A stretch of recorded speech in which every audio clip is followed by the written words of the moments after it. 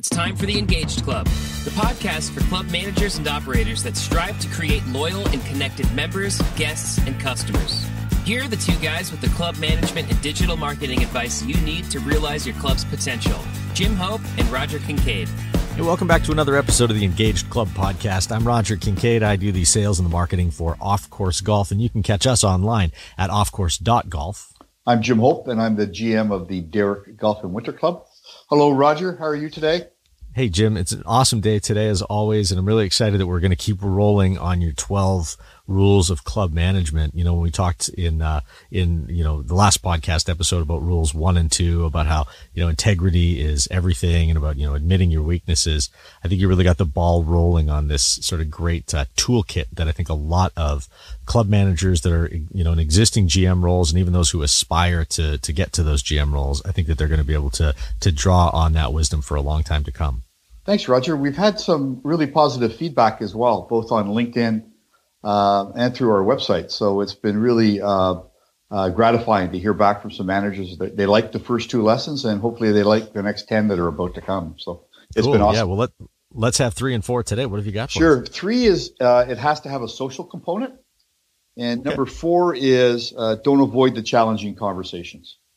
Ooh. Oh, yeah. And the social component is one that I think you're probably familiar with as well, having played some golf and visited lots of golf courses. And,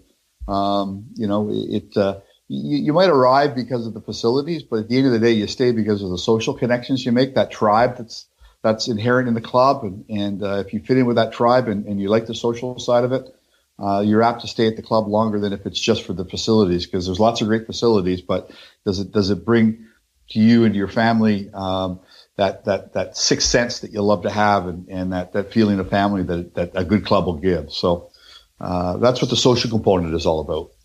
Wow, that hits me. That's amazing. I just read this great book by Seth Godin, who is a marketing legend, and his latest book is called This Is Marketing. And there's this phrase that keeps coming up in there, Jim, and that phrase is, people like us do things like this. That's a really critical statement if you think about it in the context of a brand, and what your company or what your club stands for.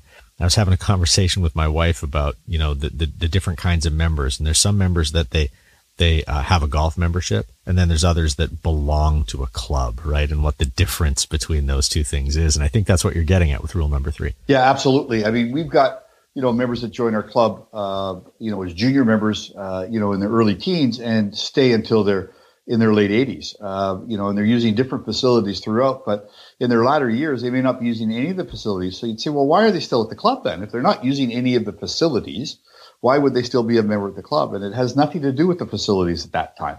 It probably had nothing to do with the facilities for the last 50 years, why they were at the club. It was because of the social component. It was for the fact that it was such a big part of their life. And I think that, when we tour people at our club, we tour them through the whole facilities, and we've got, badminton and tennis and multitude of athletic facilities, and we've got curling, and we've got aquatics, and we've got a golf course as well. We've got childcare. So we'll show them all of those facilities. And most of the people that are joining our club today are in their mid to late 30s. They've got a couple of kids, and they really are looking at what it can bring to their family from a togetherness standpoint. They want to be able to put their kids in childcare. Well, they take another one to aquatics and then pick their one child up out of childcare and put them into a program. Maybe while mom and dad are having a glass of wine and a bite to eat in the lounge. So they look at the facilities first, but we know that they're going to stay because of the fact of the social component that they're going to get with the club, with the friends that their kids are going to make, and the social connections that they're going to make as well. So we know that. So we talk a lot about that when someone's touring our club. We have to show them the shiny locker rooms and talk about the hot tub and the access to the pool. But at the end of the day, we know that it's going to be the connections they make in the lounge and the people that they want to join on Friday night, the social night at the club, that's going to keep them coming back. So we actually did some member interviews, and they're on our website if anybody wanted to see them, and I'd be happy to talk more about them and what it's done for us from a membership standpoint. And these interviews that we did were with a variety. We did one with families. We did one with just 2 single members who were talking about what the club brought to them. We talked to them with another couple who used the athletic facilities, a father and son who were generational members of the club. And you'll get the sense from that they didn't talk at all about facilities. They just talked about what the culture of the club was and what it brought to them. And when I talk about the social component, I guess what I'm really trying to say to people is that when you're putting an event on at the club, look at what the social side of that event is. I could ask somebody at a club who's a member at a golf club today and say, did you play in the club championships? And they'll say, sure. I'll say, what flight did you play? And say, I played in the third flight. And I'll say, well, who won third place in the third flight? And I'll bet you they don't have a clue. I'll bet you they may not even know who won the club championship. But if you say to them, hey, were you at the long drive on the Friday night, the launch party for the club championship on Saturday morning, and we're on the deck for the margarita bar and the taco bar? And they'll go, yeah, it was unbelievable. I'd say, who'd you sit with? They say, oh, we sat with Frank and John, and then we moved over and we sat with Harry and Mary, and then we walked down and watched the line drive for a little bit. We came back up and got another drink, and then we sat around the first tee, and so they'll remember that evening, but they couldn't remember who they played with as a foursome in the club championship, or who came in. They came in third, who may have come in first or second in the competition. So as much as they like the competitive side of the club, of course, they like to play a competitive. At our club, it could be aquatics, it could be badminton, it could be tennis, and it could be golf. But at the end of the day, it's the social stuff that they remember. It's those connections that they made with their friends and with their family at the club that are going to keep them coming back. So you can spend all the time you want in shiny teapots and great facilities, and that's important. That's as we talk a lot about, that's table stakes in the club game. But at the end of the day, it's because of the social stuff that you do, the ingenuity, the creativity, the fun that you have with the social things that you do at your club that connect with your members. They're going to keep them at your club. So remember, it has to have a social component. You know, I think this is just amazing, as always, Jim. But the funny thing is you're telling me this. I'm kind of going back through my mind conversations that we've had in the past, and you've got this, you know, the table stakes, the beautiful fast greens, the, you know, shiny teapots and stuff like that, and then you've got that social component to the club. I think that if you had a club with the shiniest teapots and no social components, you'd be out of business soon. But you have told me stories about clubs with like the rusty cage locker rooms, and you know, like they've just got the cracked tiles in the bathroom, but the vibrance and the membership and the social component is just thriving in that place, and that's who they are. Well, it's funny. I go on a golf trip every fall with three pals, and we always head south, and we played, you know, a number of clubs that would be in the Golf Digest 100. We played some of the greatest clubs in America, and we're going to continue to do this trip. And we play 5 rounds of golf. It's 5 days with 5 rounds of golf. And it's just a blast. You know, we eat well and we drink well and we play great golf. And at the end of the trip, when we're at the airport coming home, we always, the last question we ask each other is, okay, which one of the 5 clubs that we just played would you join? And generally we all agree on the club it is that we're going to join. And it wasn't necessarily the best golf club. It wasn't necessarily the one with the biggest clubhouse or the newest locker room. It was the club that had this vibe when we sat there, because the managers are always very generous, and we sit in the lounge afterwards and have a drink or a bite to eat. But there's a feeling that we get when we're in that club that just says, this is where I would want to come on Friday night, on Saturday, play with my pals on Wednesday afternoon and men's night, because there was a friendliness, there was a comfort in the club that the members who were there, who came up to us and said hello and who are you and where are you from, how did you like the club, are comfortable with who they are. And they're there not because of the golf course. They're not there because of the teapots and the clubhouse and the locker rooms. They're there because of the camaraderie they have with their friends and their family at the club. So, yeah, to your point, it isn't about the teapots, man. It's about how you feel when you walk in the doors or drive into the parking lot of your club. I love it. Lesson number 4. Rule number 4. Rule number 4 is club management. Yeah, is don't avoid those challenging conversations. One of the comments I had on LinkedIn today, as a matter of fact, was, you know, as we get older in our careers, we're probably a little more apt to be a little braver in some of the things we do. So this rule is not only for the senior managers, but for those young managers in the club who maybe aren't as confident or road worn as you know, as I am in the business. But it's don't avoid those challenging conversations. There's a club manager who is well known in Canada, who's been at his club. This is his 30th anniversary at his club, and this is one of the number 1 clubs in the market in the city that he's in. And him and I used to run together a lot. We used to hang out, and he'd always tell me, every week he'd tell me about the time that where he had a confrontation with a member. And it was maybe over a rule that they had broken, or something that they had known, or, you know, something that they wished would happen at the club, or criticism they'd made at the club. And he would just literally get right in their face and confront them with this, whatever comment was that he may have heard that they said, or what they may have said to him directly. And I always thought, man, that was pretty ballsy to be able to do something like that. Like, I don't think I could do it. And then I started to do it. And what I started to do was not in a confrontational way, but in an honesty way. I wanted to make sure that person knew that they had to be accountable for what they said. And an example it'll give you is that like about 3 weeks ago, my food and beverage manager came into my office and said, "Hey, Jim, I don't know what you've done to this member." And he told me the member's name. He said, "But he said to me, he hates you." And I said, "He hates me?" I said, "To be honest with you, I don't even know if I could put a face to the name. I know I've talked to him on the phone, and I can't remember what it was about, but why would he hate me?" He says, "No, he absolutely hates you." So while my F&B manager's in the office, he said, "What are you doing?" I said, "I'm going to call him. I got to find out why he would hate me."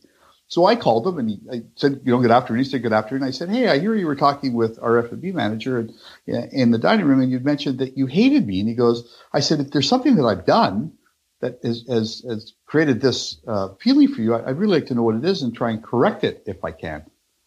And he said, "No." I said, "When have we chatted?" We chatted once about something. I can't remember what it was. And he said, "It was last summer. I'm not a golf member anymore, but I asked if you could get me and 3 of my friends on the golf course on a Saturday morning." I said, "Did I do that for you?" And he says, "Yeah, you did. It was really great. We got on at 10 in the morning." I said, "And you hate me for that?" And he goes, No. He said, he said, "I'm old. I'm grumpy." He said, "I was just having a bad day. I don't hate you. I have no reason to hate you." He says, "Actually, I think you're probably a really good guy. So sorry that I said that. And I didn't mean it." And I think, that when I use the word confrontation, but when I made him accountable for what he said to my F&B manager, I think it made him aware of the fact that words have meaning. And when you say something like that, there's ramifications to the person that you're talking about. So you need to be accountable for what you said. So I really do believe that it's important that you get the facts out. That if you hear someone saying something about you or your team members or about the club, I don't think there's anything wrong with calling that person and calling them out on that in a very respectful way, in a very calm way. You wouldn't do it in public. You would do it in the privacy of a phone call or in the privacy of your office. There's times where I've called people out in public in the lounge, and you've got that table of 6 or 7 guys, and they give you the finger wag. Can you come over here for a second? I always look over my shoulder when they do that to see if you're looking at the person behind me, right? You're not actually doing that to me, are you?